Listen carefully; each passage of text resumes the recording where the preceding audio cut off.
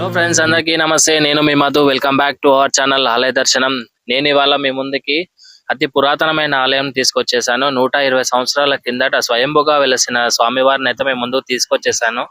ఈ టెంపుల్ ఎక్కడుంది ఏంటి అనేది నేను ఈ ఒక వీడియోలో డిస్క్రిప్షన్ లో లింక్ అయితే ఇస్తాను. తప్పకుండా అందరు రండి, స్వామివారిని దర్శించుకోండి.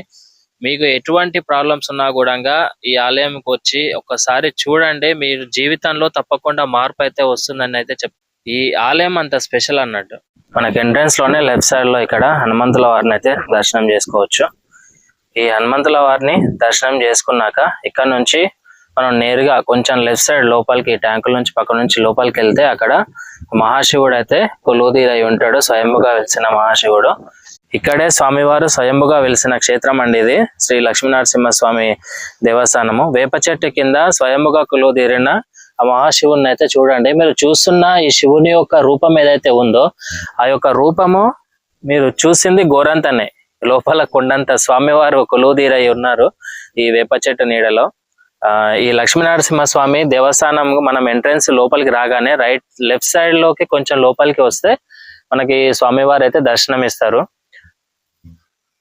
ఇదే ఆలయంలో మనకు నాగదేవతలను కూడా దర్శనం చేసుకోవచ్చు. చూడండి ఇక్కడ ఈ వెనకాల ఉన్న పుట్ట ఏదైతే ఉందో ఈ పుట్టలో నుంచి మనకు పైన ఎవరైతే స్వామివారు ఉన్నారో లక్ష్మీనరసింహస్వామి, ఆ స్వామివారి యొక్క గర్భాలయంలోకి వెళ్ళి స్వామివారి అభిషేకం టైంలో స్వామివారిని దర్శించుకొని మళ్ళీ క్రిందకు వచ్చి ఇక్కడే తన జీవనం ఉంటుంది అని చెప్పేసి అయితే ఇక్కడ ప్రచారంలో అయితే ఉంది. అది ఎంతవరకు నిజము ఏంటి, ఆలయం యొక్క హిస్టరీ ఏంటి, ఈ మెట్ల మార్గంను ఎవరు నిర్మించారు, ఈ ఆలయం యొక్క చరిత్ర ఏ విధంగా ఉండబోతుంది అనేది మనం స్వామివారిని ఎవరైతే పూజారి గారు ఉన్నారో వారిని అడిగి తెలుసుకునే ప్రయత్నం చేద్దాం. ఇప్పుడైతే మనం ఈ మెట్ల మార్గం గుండా పైకైతే వెళ్ళిపోదాం.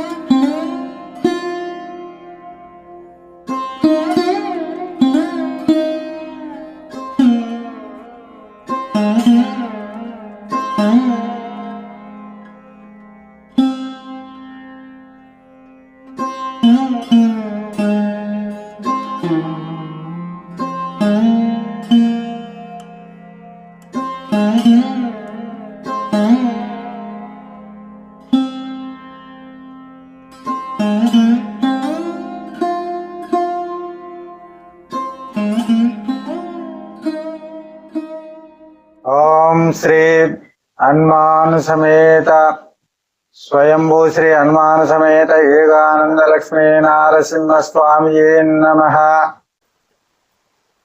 శ్రీ శ్రీ స్వయంభూ హనుమాన్ సమేత ఏకానంద లక్ష్మీ నరసింహ స్వామి అంటే స్వయంభూ అంటేనే స్వామివారు స్వయంభుగా వచ్చి ఇక్కడ కూర్చోవటం అనే అర్థము.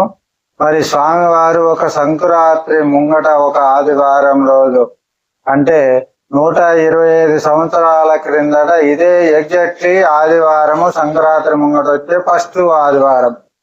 మరి ఈ విధంగా స్వామివారు 125 సంవత్సరాల క్రిందట స్వామివారు గృహలో వచ్చి కూర్చోవటం జరిగింది. స్వామివారు కూర్చున్న తర్వాత వచ్చే మూమెంట్ లో సుమారు సాయంత్రం 5 గంటల లోపు సమయంలో ఈ చుట్టుపక్కల ఉన్న 8 గ్రామాలన్నీ నల్లగా అయిపోయినాయి. అంటే సూర్యోదయం లేకుండా చాలా మబ్బులు కమ్మి నల్లగా అయిపోయి ఉన్నాయి. ఆ సమయంలో స్వామివారు ఒక జ్యోతి రూపంలో మరి వచ్చి ఇక్కడ లోపల కూర్చోటం జరిగింది. తర్వాత మరి స్వామివారు లోపల వచ్చి కూర్చున్న తర్వాత లోపల ఒక రాయి పెగాలించుకొని కిందికి పోవటం జరుగుతుంది. ఆ రాయి ఇప్పుడు మనకు గేటులో ఉండే ఒక రాయి. ఆ రాయిని మేము ఇప్పుడు హనుమంతునిగా పరిగణనలోకి తీసుకొని అక్కడ పూజలు చేయటం జరుగుతుంది. మరి కాబట్టి స్వామివారు స్వయంభుగా వచ్చిన గుడి కాబట్టి దీనికి ప్రత్యేకమైన ఇది ఉంది. కాబట్టి అంతేకాదు మరి స్వామివారి కింద చూడండి, ఒకసారి కింద చూసినట్లయితే శివ ఆకారంలో ఉంటుంది. స్వామివారు తూర్పు వైపే ఉన్నాడు కాబట్టి కింద బేస్ వచ్చేసి శివ ఆకారము ఉత్తరము పానఘట్టం లెవెల్ ఉంటది. భారతదేశంలో ఎక్కడా లేదు ఇలాంటి గుడి. ఎందుకంటే గుడి అంటేనే దీర్ఘచతురస్రమో చతురస్రమో ఉంటుంది, కానీ ఇక్కడ అది కాదు. అంటే విష్ణువు శివుడు ఒకే తత్వం అని చూపించటానికి కింద మన శివుడి యొక్క బేస్ ఆకారంలోనే ఉంటుంది. మీరు ఇది గమనించాలి. ఉత్తరం వైపు పానగొట్టం లాగా కొద్దిగానే దారి ఉంటుంది. మరి ఈ విధంగా ఇది ఒక ప్రత్యేకత మనకు భారతదేశంలో. అంతేకాదు ఏ గుడికైనా మనము స్వయం పరిపాలన కింద అంటే క్షేత్ర పాలకునిగా హనుమంతుణ్ణి ప్రతిష్టాపన చేసుకోవాలి. కాకపోతే ఇక్కడ ఏమవుతుందంటే లక్ష్మీ నరసింహస్వామితో పాటు హనుమంతుడు కూడా వచ్చి కూర్చోవటం జరుగుతుంది. ఇక్కడ ఆయన కూడా స్వయంభుగా రావటం జరిగింది. కాబట్టి మనకు భారతదేశంలో ఇది ఒక ప్రత్యేకమైన గుడిగా మనం పరిగణించుకోవాలి. మరి ఈ గుట్ట పేరు వచ్చేసి కేశవ గుట్ట. కేశవ గుట్ట అని పిలుస్తారు ఈ గుట్టను. ఇది మరి ఆ తర్వాత స్వామివారు నాకు 10 సంవత్సరాల కిందట మొత్తం కళలో చూపించిండు. నేను ఈ విధంగా వచ్చిన, మరి ఈ విధంగా ఉంది అని చెప్పేసి నాకు కళలో చూపించి మరుసటి రోజు నన్ను మారు వేషంలో స్వామివారు తీసుకొని గుడికి రావటం జరిగింది. ఆ తర్వాత నేను ఈ గుడిలోనే పూజారిగా ఉంచుకోవటం జరిగింది. ఆయన ఈ విధంగా దాదాపు 9 సంవత్సరాల కింద నుంచి నేను ఈయనకు సేవ చేసి ఈ రూటుకు మరి ఇలా భక్తులు వచ్చే మార్గాన్ని ఈ విధంగా చేయటం జరుగుతూ ఉంది. మరి ఇక్కడ మనం అర్థం చేసుకోవాల్సింది ఏంటంటే నేను కూడా పూజారి కూడా స్వయంవే, కాబట్టి నన్ను ఎవరు నిర్ణయించలేదు. కాబట్టి స్వామివారు స్వయంవే, నేను కూడా స్వయంవే. అదే కాకుండా మళ్ళీ ఇక్కడ గణపతి విగ్రహం రూపంలో కూడా గణపతి కూడా స్వయంభుగా వచ్చినాడు. గత 4 సంవత్సరాలు అవుతుంది, దానికి కూడా పూజలు చేస్తున్నాం. అంతేకాదు స్వామివారు మరి కింద ఎంట్రన్స్ నుంచి లెఫ్ట్ భాగంలో ఒక 20 అడుగుల దూరంలో ఒక యాప చెట్టు మొదటి నుంచి స్వామివారు ఒక శివుడి రూపంలో బయటికి రావటం జరిగింది. ఆయన కూడా స్వయంభుగా వచ్చిండు. కాబట్టి స్వయంభుగా వచ్చిన తర్వాత శివుడు ఈయనకు మొట్టమొదటగా మరి బెత్తాలతో కళ్యాణం చేయటం జరిగింది. అది ఒక 4 సంవత్సరాల కిందట బెత్తాలతో కూడా కళ్యాణం చేస్తున్నాం. మరి ఇక్కడ వచ్చిన భక్తులకు ఆరోగ్య రీత్యా గాని, ఏదైనా కోరికల రీత్యా గాని, ఏదైనా మా ఆరోగ్యం బాగలేకపోయినా, ఏదైనా కోరికలున్నా మరి ఇక్కడ మేము పూజ చేసి ఆ బెత్తంతో మీరు అక్కడ వాళ్ళకు ఈపున కొట్టడం జరుగుతుంది. ఈ విధంగా చేసినందువల్ల చాలా మంది మాకేం చెబుతున్నారంటే, అయ్యా మేము ఇక్కడికి రాగానే మా ఆరోగ్యం సెట్ అయిపోతుంది, మేము మంచిగా ఉంటున్నాం, మాకు అన్ని కోరికలు నెరవేరుతున్నాయని భక్తులు మాకు చెప్పటం జరుగుతుంది. ఈ విధంగా మరి ప్రతి సంవత్సరం సుమారు మే నెల 5వ తారీఖు కానీ 6వ తారీఖు కానీ 7వ తారీఖు కానీ ఆయన కళ్యాణము రంగరంగ వైభవంగా జరుగుతూ ఉంది.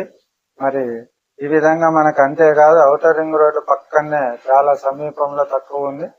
ఈ గుట్ట పేరు కేశవ గుట్ట అని ఇంతకుముందు చెప్పాను. మరి ఎవరైనా భక్తులు మరి మీ కోరికలు నెరవేరాలన్నా, మీరు ఆరోగ్యంగా ఉండాలన్నా కింది నుంచి మెట్లెక్కి మీరు పైకి వచ్చినందువల్లనే మీకు సగం ఆరోగ్యము వస్తూ ఉంది ఇక్కడ. మరి నేను చెప్పిన విషయం కాదు, భక్తులతో నోటి ద్వారా విన్న విషయం ఇది. అంతేకాదు ఏ నాగదోషం ఉన్నా, ఏ శుభ్ర దోషం ఉన్నా, సుబ్రహ్మణ్యం దోషం చేయాలనుకున్నా, నాగదోషం చేయాలనుకున్నా, పెళ్లి కాని వాళ్ళకు పెళ్లి చేయాలన్నా మరి ఇక్కడ మనకు స్వయంభూగా ఒక పుట్ట ఉన్నది. ఆ పుట్టలోనే మరి సుబ్రహ్మణ్య స్వామిని అక్కడ ప్రతిష్ట చేసి మరి వచ్చిన భక్తులందరికీ అన్ని రకాల పూజలు, సుఖశాంతులు అన్ని కూడా చేయటం జరుగుతుంది. బయట మీరు ఏ ఇబ్బంది పడాల్సిన అవసరం లేదు. ఇక్కడ మీ కోరిక మేరకు మీ యొక్క అభిప్రాయం బట్టి మేము చేయటం జరుగుతుంది. అంతేకాదు ఈ స్వామివారి దగ్గర ప్రతి శనివారం ఇప్పుడు చిన్నగా అన్నదానం కూడా కార్యక్రమం నడుస్తుంది. మరి భక్తులు ఎవరైనా మీరు ఆ నెంబర్కు సంప్రదించవచ్చు. మరి స్వామివారి కృపకు పాత్రలు ఎదురుగాక. ఈ విధంగా ఎన్నో అద్భుతాలు ఉన్నాయి.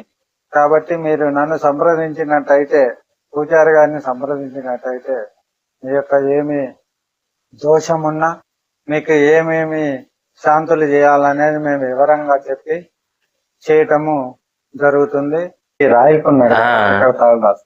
అంటే ఇప్పుడు అక్కడ ఉన్న స్వామివారి మొత్తం ఈ ఇదంతా రాయికే స్వామివారు అండి. అచ్చా ఈ రాయి మొత్తం స్వామివారే మొత్తం ఈ రాయికే స్వామివారు వెలిసారు. తెలుసా? ఓకే అంటే అందుకే ఇక్కడ ఈ రాయికి ఇక్కడ ఇటు సాష్టాంగ ఓకే నమస్కారం. ఇక్కడ మనం టచ్ చేసి మొక్కితే స్వామివారిని స్వయంగా ముట్టుకొని మొక్కినట్టే. వారు ఓకే. మరి ఈ మెట్లు వేసిన అవకాశాన్ని కూడా చెప్తున్నా. ఎందుకంటే ఔటర్ రింగ్ రోడ్డు మహానుభావులు అప్పుడు ఔటర్ రింగ్ రోడ్ ఇక్కడికి వచ్చిన తర్వాత వాళ్ళ వర్క్ అంతా ఆగిపోవటం జరిగింది. ఔటర్ రింగ్ రోడ్ నుంచి ఒక మహానుభావుడికి ఎవరో చెప్పారంటే ఇక్కడ లక్ష్మీ నరసింహస్వామి స్వయంభూ ఉన్నాడని చెప్పిన ఎమ్మటే ఔటర్ రింగ్ రోడ్డు తయారు చేసే ఆ యొక్క వ్యక్తి వచ్చి ఇక్కడ సరే ఆయన వచ్చి మేము మెట్లు తయారు చేస్తున్న స్వామిని మొక్కుంటే అప్పుడు ఆయన కంపెనీ ముందుకు పోయింది. ఆ డ్రైవరే వచ్చి నాకు స్వయంగా కలిసి చెప్పడం జరిగింది. ఆ తర్వాత వాళ్ళు మెట్లు వేయటం కూడా జరిగింది. అంతేకాదు మరి కింద స్వామివారు పుట్టలో కూడా నివసిస్తూ ఉన్నాడు. స్వామివారు స్వయంభుగా 2 తలకాయల పాము రూపంలో పైకి ఎత్తడం జరుగుతుంది. 2 తలకాయలు అంటే ఒకే వైపు 2 పడిగలు పైకెత్తుతాడు. ఇది దాదాపు 35 ఫీట్ల పొడవులో ఉన్నారు స్వామివారు. ఇది మరి నాకు ఇక్కడికి వచ్చిన 2వ రోజో 3వ రోజో దర్శనం ఇవ్వడం జరిగింది. ఈ విధంగా స్వామివారు మెట్లు ఎక్కుతూ ఉంటేనే లోపల సొరంగంలో స్వామివారు పైకి కూర్చోవటం జరుగుతుంది. ఆ తర్వాత పూజలన్నీ అయిపోయిన తర్వాత ఆయన కిందికి పోవటం కూడా జరుగుతుంది.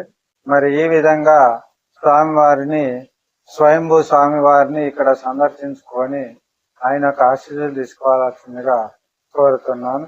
సర్వే జన సుఖినో భవంతు.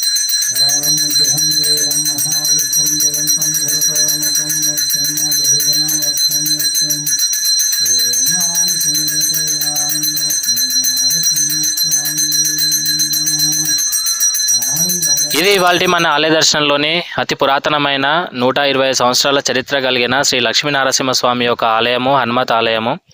ఈ వీడియో కనుక మీకు నచ్చినట్లయితే లైక్ చేయండి, షేర్ చేయండి, సబ్స్క్రైబ్ కూడా చేసుకోండి. అలాగే మీ అభిప్రాయాన్ని కామెంట్ రూపంలో మాకు తెలియజేయండి. మళ్ళీ మరొక ఆలయంతో మళ్ళీ మీ ముందుంటా. అంతవరకు సెలవు. జై శ్రీరామ్.